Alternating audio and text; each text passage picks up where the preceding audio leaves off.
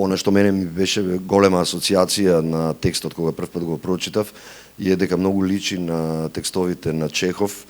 и дефинитивно Тургенев е еден од идолите на Чехов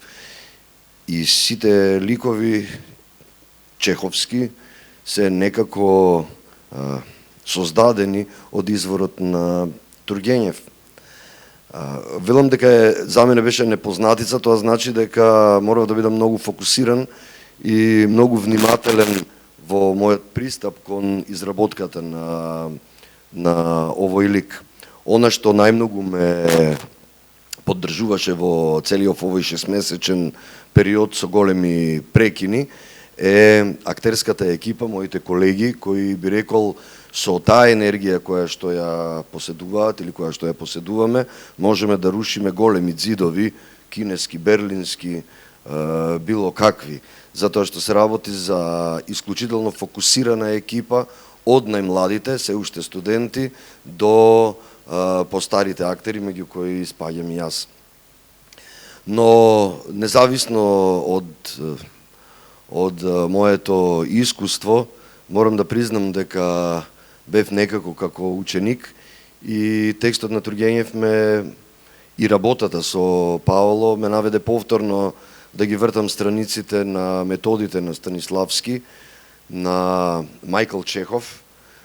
и голема поддршка ми дадоа театарските белешки на Владо Цветановски, кои што се уште не се објавени, се надевам дека следната година ќе излезат и во книга.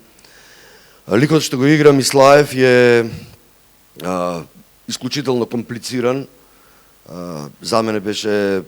голем предизвик да го работам, затоа што преоѓа од комично во трагично, од сцена во сцена потполно се менува, доживува големи трансформации, очекувајќи да ја задржи големата љубов што ја има кон својата сопруга, под пресијата на неговата конвенционална, или би рекол традиционална деспотска мајка и раскинат во тоа би рекол двојство на исклучително силни и моќни жени и неговата љубов кон неговиот пријател Ракитин. За целото ова време некако во главата и ми се вртеа големите джез музичари како што се Армстронг, Колтрейн, Мередит Монк, кои што имаа влијание во создавањето на нивната музика и во варијациите и импровизациите што ги прават во своите дела, така што тој концепт и тој принцип се обидов да го применам во креирањето на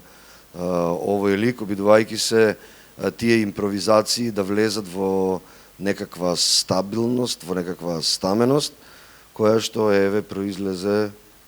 лик во овој контекст.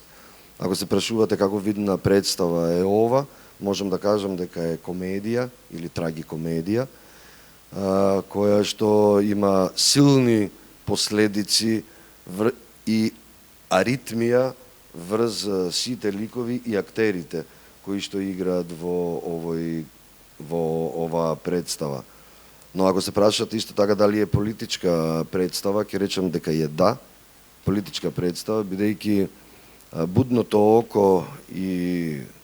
хистеричниот дух на Паоло не вовлече во еден контекст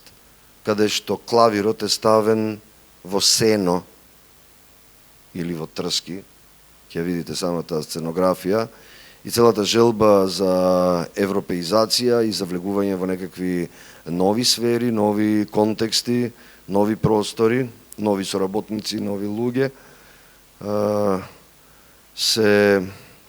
заглавени таму некаде во тие трски, каде што се обидуваат да ги свират нотите на Шопен или нотите на големите класици.